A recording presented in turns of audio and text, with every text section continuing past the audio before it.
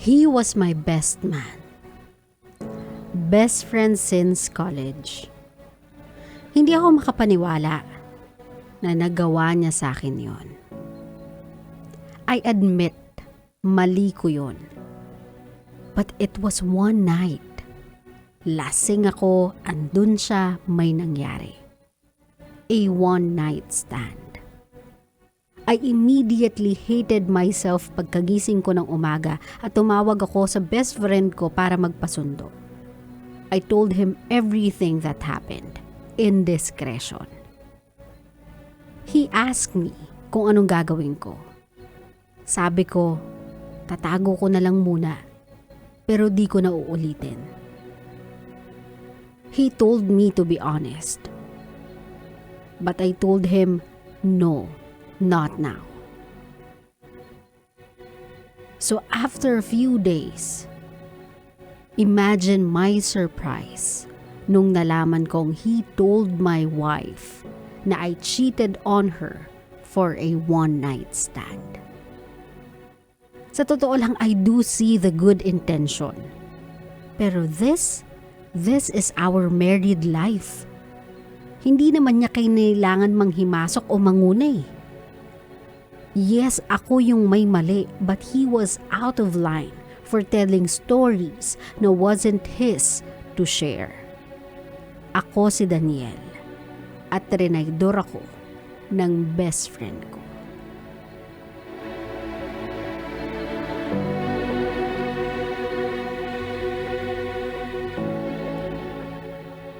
Sa totoo lang dito sa storyang to, my love, it's tough kung magja-judge ka or titimbang ka ng sino ang mas may mali. Yung lalaking nag-cheat at consciously wants to hide it, o yung taong nanira ng married life or marriage ng iba, specifically ng best friend niya, for no apparent reason.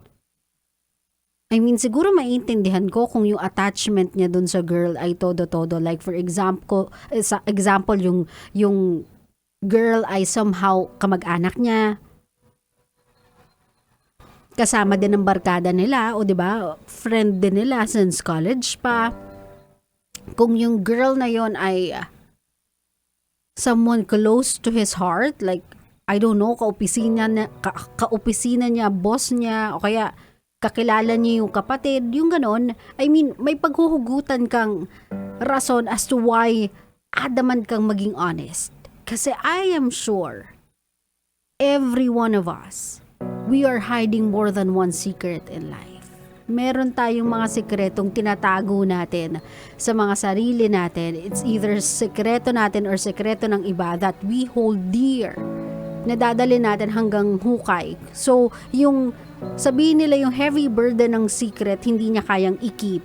I highly doubt that. Kasi nga, again, lahat tayo may dinadalang sikreto sa mga sarili natin. More than one secret. Either it's a secret that you keep or a secret that someone told you to keep. Pero kaya nating magdala ng sikreto. May mga times na uusigin tayo ng mga konsensya natin, but hindi natin iti-take yung matter into our own, alam mo yun, own decision, own action. Yun tayo yung gagawa ng paraan to make things right. Kasi, again, it's not our story to tell. It's not our life to meddle with. And most especially, siguro, my love, this is a marriage that you are about to break, and that one is your best friend's marriage. So, I understand kung saan nanggagaling si Daniel sa inis niya dun sa best friend niya. Kasi instead of doing that, yung manguna ka, you could have spent more days, o diba, or a month or 2 weeks na usigin yung konsensya ng best friend mo. O kaya pwede mo naman sabihin sa kanya na, Chong, wag muna tayong magsama. Hindi ko kasi talaga kayang itago. Hindi ko kaya na pagtakpan ka sa ginawa mong yan. Cheating for me, bro, ay malaking no-no. So I don't wanna be involved in keeping your secret.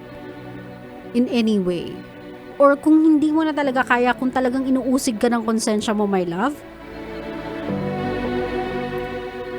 you could have pushed him and told him na, "Dude, ganito na lang. It's either you tell it to your wife or I will tell her for you. Either way, I won't let you get away with it. I won't let you build your marriage around this mistake." That could have been better if you want to be a great friend sa kanya.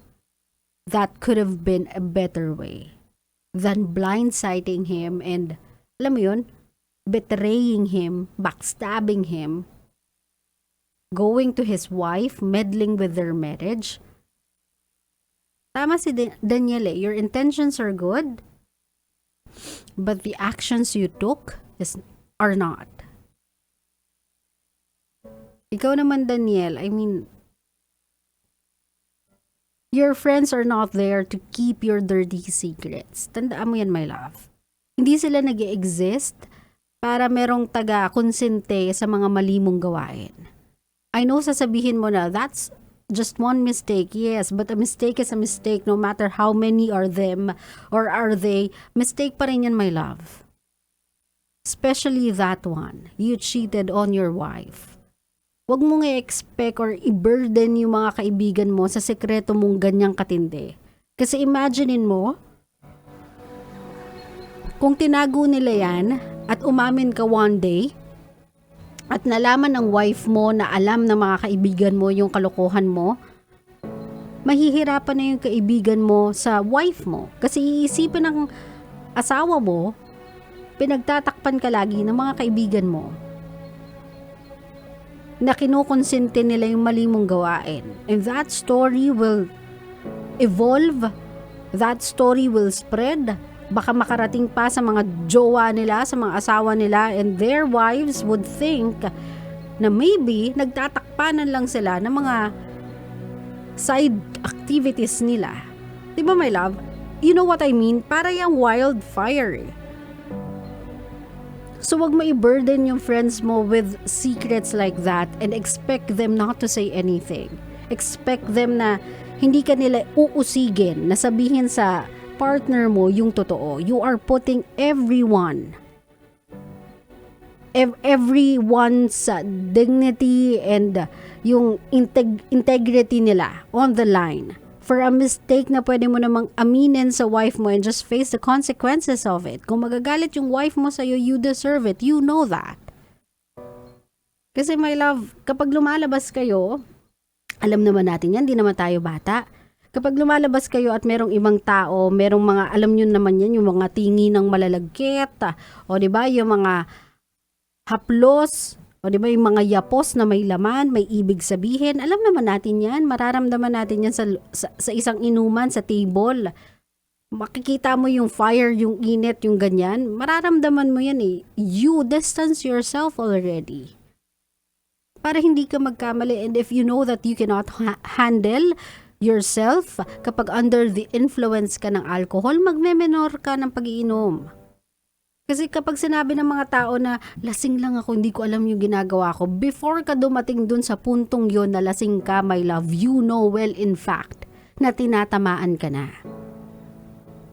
Na medyo samkay na may nararamdaman ka ng alkohol sa katawan. Eh di sana nagmenor ka na ng pag-inom, o diba nagmenor ka na ng pagtagay. Di, birthday party pinapatagay nila ako eh. Di ka naman nila pwedeng salaksakin ng alkohol sa bibig eh. Pwede mo naman sabihin, teka lang, pababa lang ako ng amats. Wait lang, inom lang ako mainit na tubig para mahimasmasan, tas G tayo ulit. Alam mo yun, my love, let's all be responsible drinkers. Para hindi nagkakaroon ng ganitong eksena, kasi hindi nyo na yan magagamit eh. Swear to God, hindi na po nagagamit yung ganyang alibi.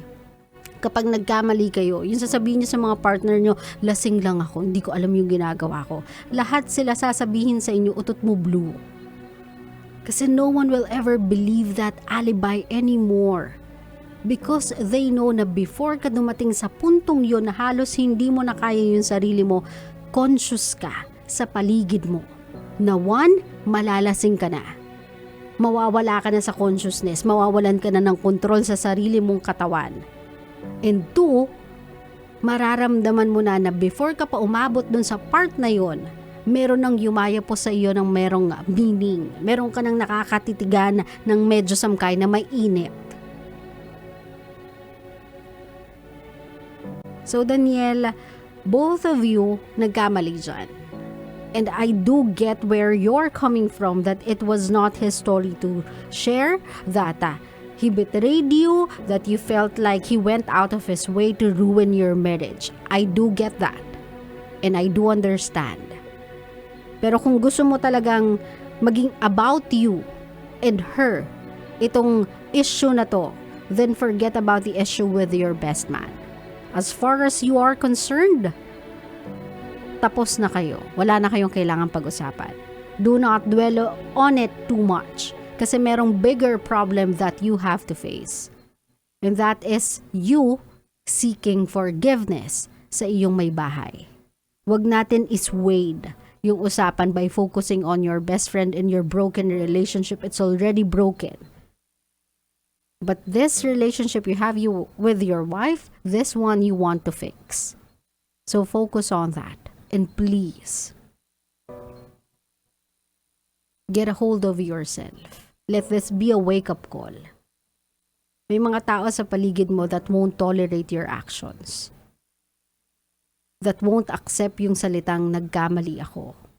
That won't be fine with the words na hindi ko alam yung ginagawa ko. So get a grip, my love. Or both sila mawawala sa buhay mo. You have already lost someone in your life and that was your best friend. Huwag mo nang intayin na mawala pa sa iyo yung mismong wife mo.